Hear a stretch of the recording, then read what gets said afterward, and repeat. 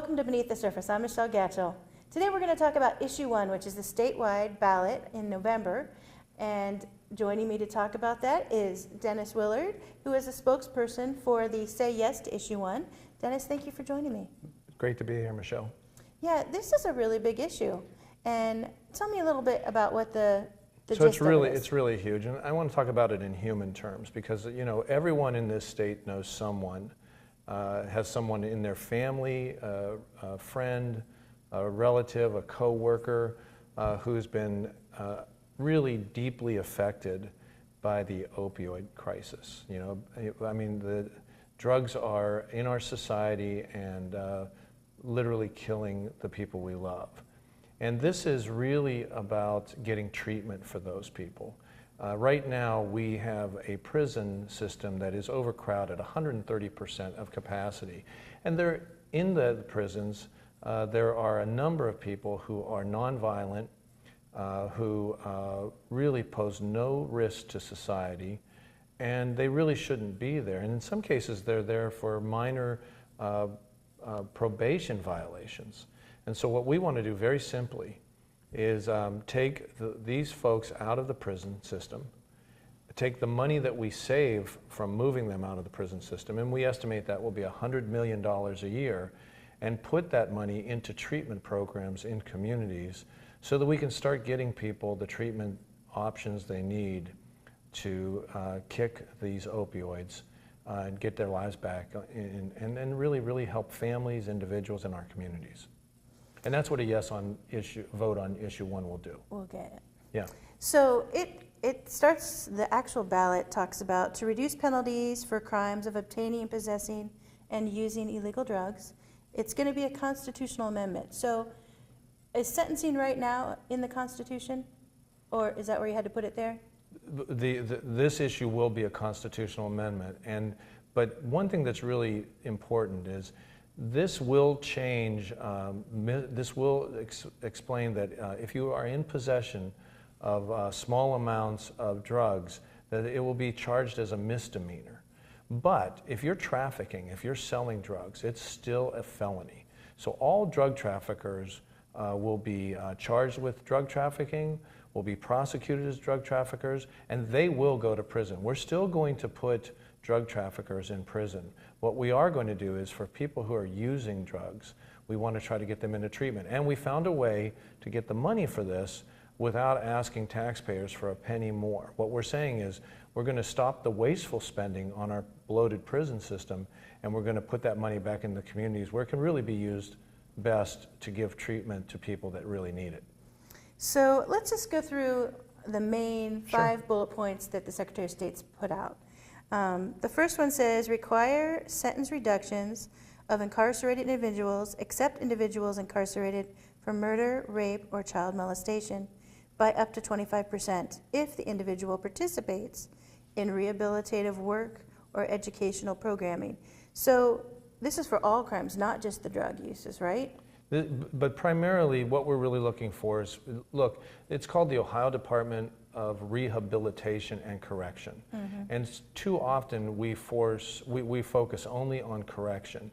So what we're saying is for folks who are in prison, and we want to try to clear our prisons of people who shouldn't be there for extended periods of time, what we're saying is if you really get into rehabilitation programs, if you go daily, you are going to have a chance, an opportunity to reduce your sentence. But that is just what happens naturally anyway. I mean, we have a parole system that looks at people's and how they're spending their time in prison. What we're trying to do is give an incentive to people to get into daily rehabilitation programs so that they can reduce their sentence. Does the Department of Corrections and Rehabilitation have enough people to do that right now? Well, you know, I think that there's always a priority. Spending and budgeting is always about priorities. Mm-hmm. And if there's a priority on rehabilitation, and there should be, it's half the title of the department, right, then they are going to have to refocus, you know, their priorities to make sure that this occurs. But again, it saves taxpayers money in the long run because we're not putting people in prison that shouldn't be there. And right now, our prisons are bloated and overcrowded, and with 130%. And by the way, this will save taxpayers $100 million a year by just taking the the nonviolent offenders out of prison right now and putting them back into the community, they're not a safety risk. Right. These are people who really shouldn't be in prison. They should be in treatment programs in their communities. And that's where the money should be spent too. So, let me give you a story, okay? Let me give you one example of this. So there's a woman, a young woman over in the eastern part of Ohio, in East Liverpool. Her name's Mitzi. my birthright. Okay, good. and she, at 17 years old, she started using drugs. Mm-hmm. And she got hooked on some of the hardest drugs there are: heroin, meth, cocaine. And she spent 10 years in and out of the jail and prison system. And she was sentenced at one point to the Ohio Reformatory for Women in Marysville, which is the state prison for women. And when she went in there, she went to the prison guards and the administration and said, "I know I'm a drug addict and I'd really like to get some treatment here." She had been sentenced to 11 months. And because she was sentenced to 11 months, they told her, "You have to be sentenced to 1 year or more to be even eligible for treatment." So she spent, now she was released after 6 months, but she spent 6 months in a prison getting no help for her real problem, which was drug addiction. So after 10 years in and out of jail and prison that didn't help her one bit, her family and her church sort of embraced her, and they helped her raise some money to get into a drug treatment program. But she lived in East Liverpool, and she couldn't even get into a program there. She had to go over to Dayton to get the treatment she needed. Now, she's been 2 years straight and sober. She had a baby boy a year ago. She was really worried that that baby would be born with addictions to either cocaine or heroin because she had been on those drugs so much of her life. The baby was born clean and straight too.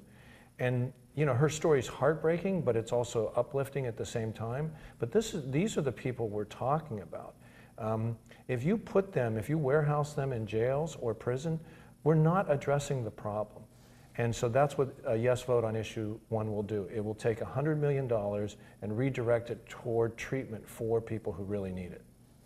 But not back to the Department of Rehabilitation to do treatment. It No, would be to that's get right. them treatment outside in their communities. No, in fact, 70% of the money, and right now that'd be $70 million in the first year, that would be administered by the State Department of Mental Health and Addictive Services for grants.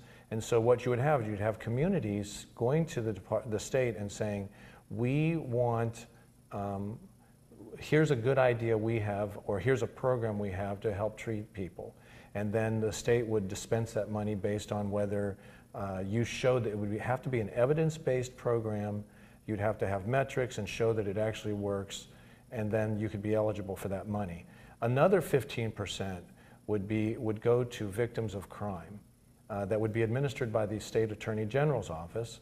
And then the last 15% would be the state legislature would receive that money to also spend in any way that it deemed appropriate for treatment programs. So one of the criticisms of this is that it will hurt drug courts that are currently operate in Ohio.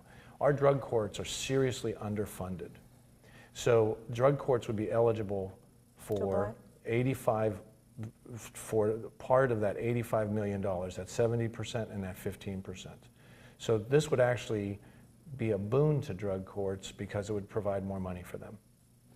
So just because now I'm curious because I didn't know this, from your story, why aren't we changing the law that says you can't get treatment for a year? I mean, the day someone walks in there as a drug addict, they're going through withdrawal, they're going through all sorts of whatever issues got them on the drugs to begin with, psychological issues.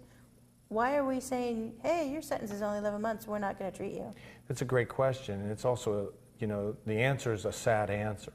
We've had 4 years, for many years, we've had elected officials and politicians who have run on tough on crime platforms. Let's lock them up, throw away the key, and they get elected with that. And they scare people, and it hasn't worked. But it has worked for them to get elected. And so this legislature is not going to change things. That's why we're putting this into the Constitution.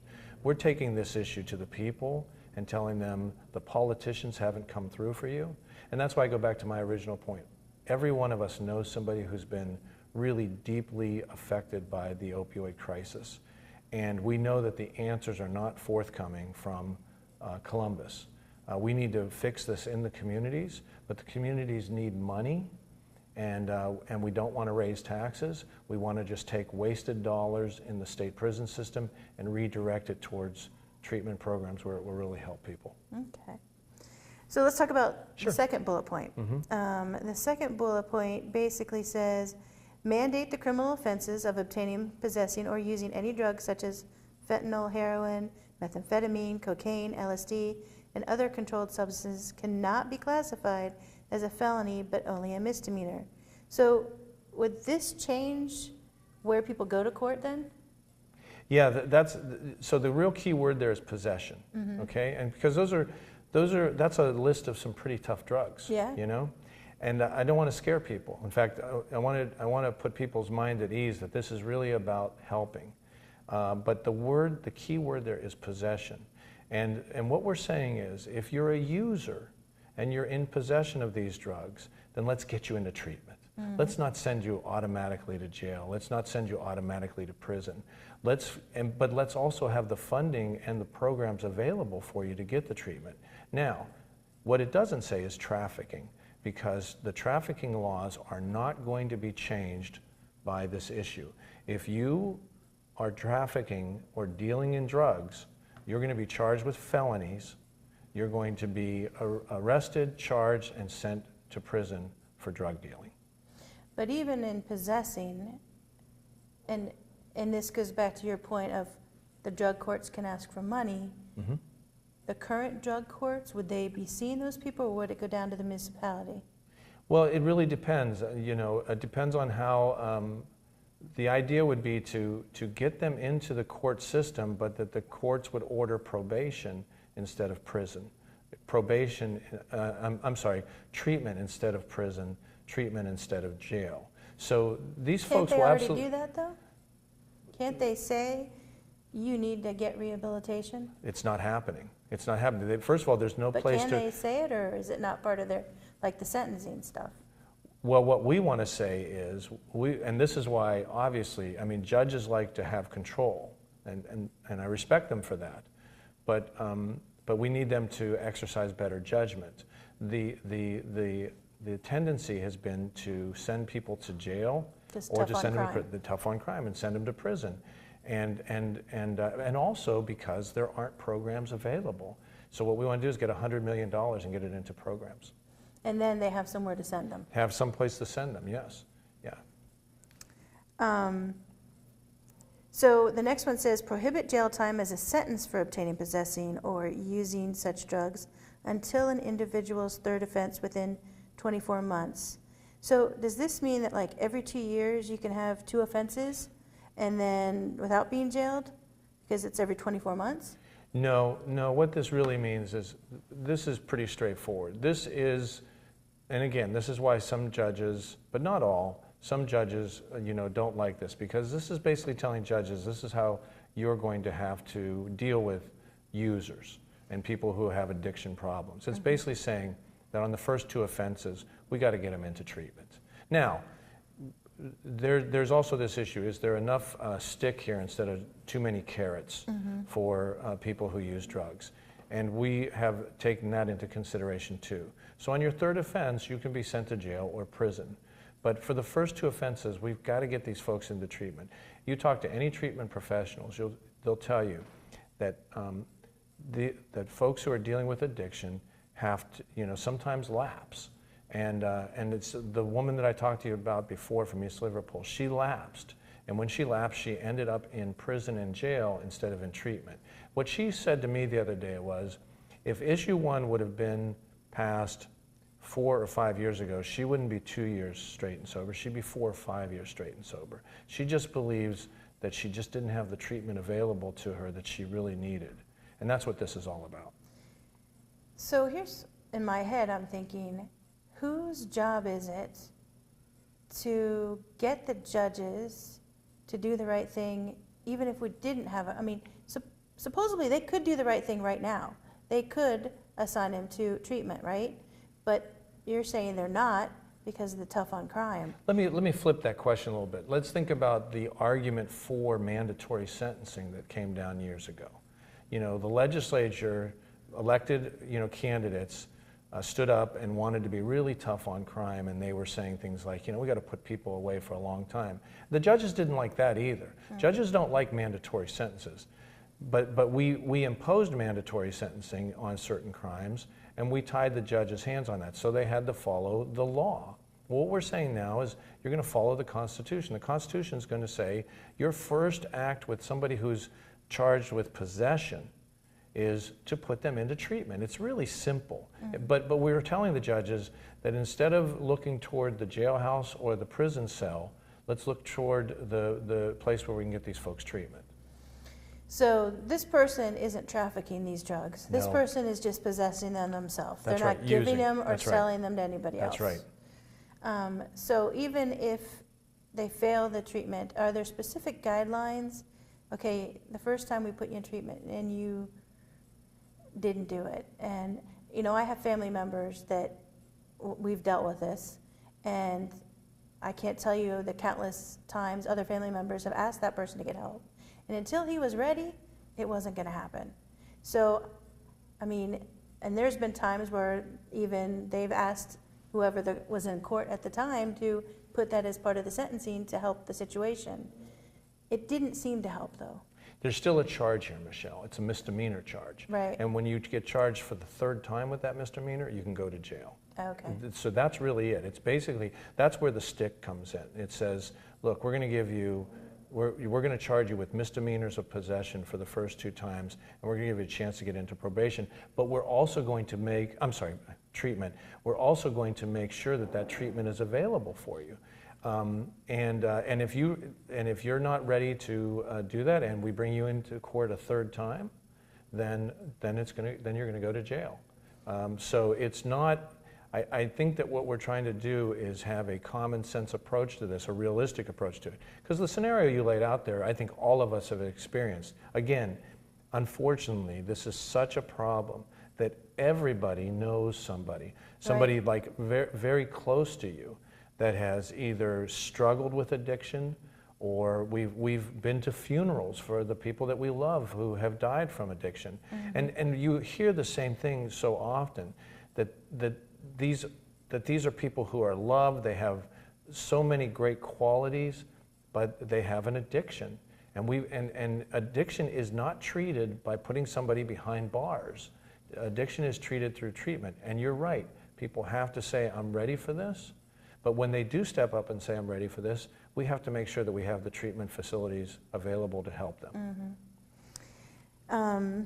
Let's check out the last one here. Oh, no, second to last one, sorry.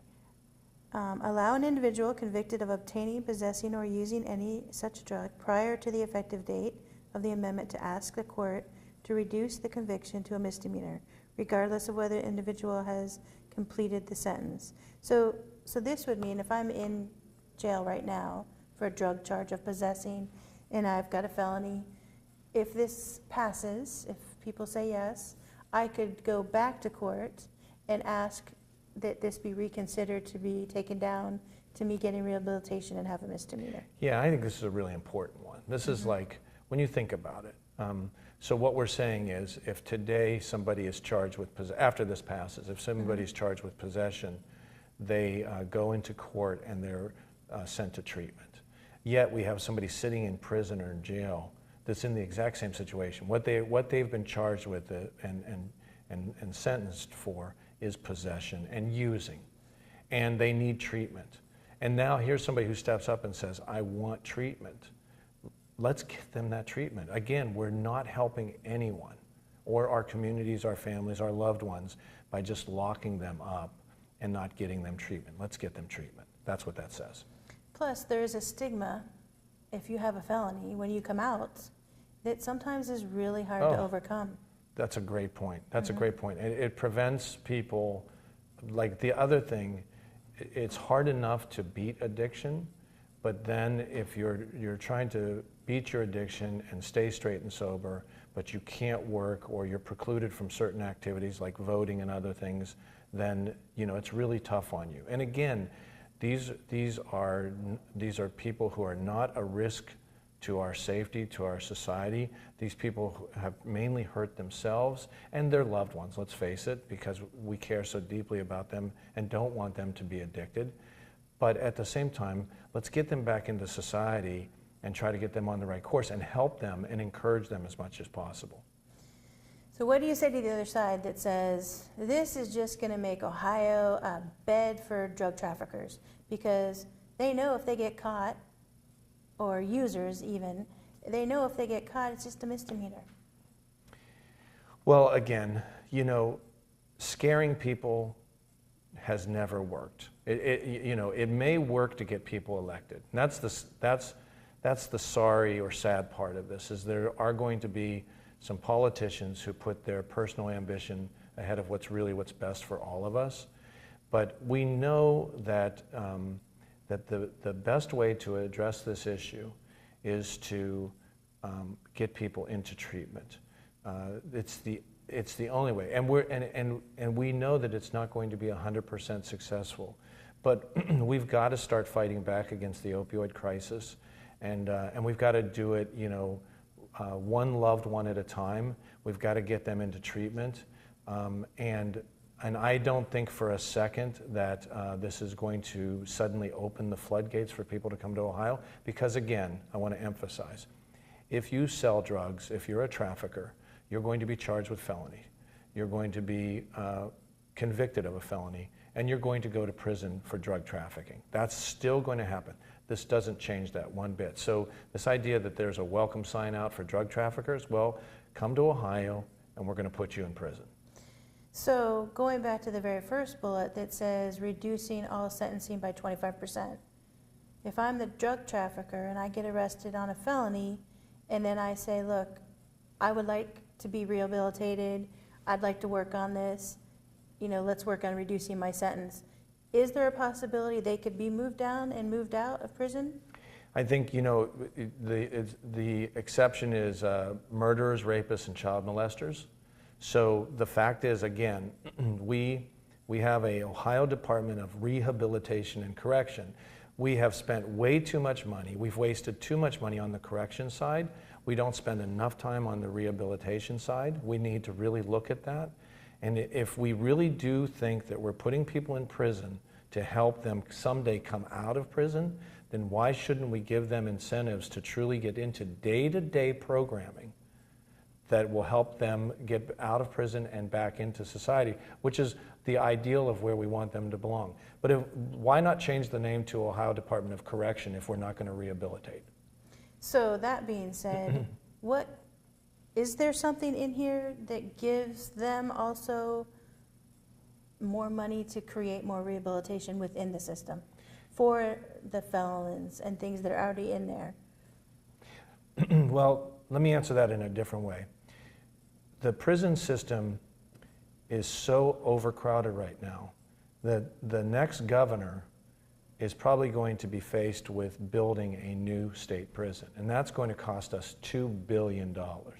And that's going to be $2 billion because there's federal guidelines on this, and we're almost at the point where the federal government's going to come in and say that you are violating, that you're in violation of overcrowding. So we're going to be required to build a prison, a $2 billion prison. So again, why spend $2 billion building another state prison to warehouse people that doesn't address the problem when we can take $100 million a year and start to build treatment programs to get these folks out of there? Now let's look at the last bullet point. Okay, good. You're really raking me over the coals on I the know, bullet right? points. Just because they're the 5 that people will see on the ballot. That's right. No, I'm glad. I think this is great that we're Yeah, addressing them one by one. yeah. Really? Require a graduated series of responses such as community service, drug treatment, or jail time for minor non-criminal probation violations. So are these requirements that the series actually written somewhere in this constitutional amendment? Well, you know, the Constitution is the guideline for the legislature. So obviously, after this is passed, the legislature will have to draft laws, and the administration will have to draft administrative code to implement to follow the guidelines of the Constitution. But let's really think about what that says. That basically is taking rehabilitation a step further. And it's also saying that let's stop locking people up for minor probation violations. Right now, if you miss an appointment, you can go back to jail or prison. And people think that doesn't happen, but it does. Yeah. You miss an appointment with your probation officer. You're a drug user, you might Right. be drugged out and miss it. That's right. There's a number of reasons, but the main thing is what we're saying is, okay, if you have a minor probation violation, then yes, you should have to, work in some way to redeem yourself. But instead of putting you in prison or in jail, let's put you into community service. Let's find a way, a positive way, to correct that situation. But also, let's not just, again, send you directly to jail or send you back to prison where it does none of us any good. And these are, we're talking about minor probation violations, like missing an appointment.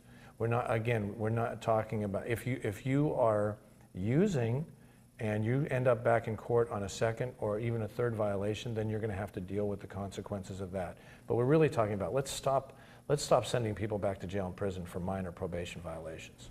Do judges not have the ability to do that now? Our prison is at 130% capacity. I mean, I think the judges need to answer questions about this. Mm-hmm. I mean, I think it's just too easy. It's too easy to clear the docket by sending people to jail or prison. I think we need to ask judges to use a little more judgment, to do their jobs a little better.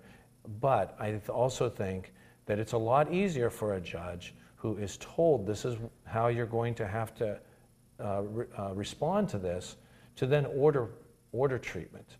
You know, the other thing too is we want to take the pressure off the judges who are elected, and they run on tough on crime platforms. Mm-hmm. We want to take the pressure off of them to say, look, you know, this is how we deal with this now. This is, and 10 years from now, hopefully, we have more treatment facilities, we have fewer people on drugs, and we have fewer people in prison and jail. I mean, that's really what we're aiming for here. So this isn't even an issue down the road. That's right, yeah. And hopefully, you know, I mean, at some point, this crisis is either going to overtake us or we're going to resolve it. And I think this, a yes on issue 1 is a huge step towards addressing the opioid crisis that hits every one of us in every one of our communities and in every one of our nuclear or extended families.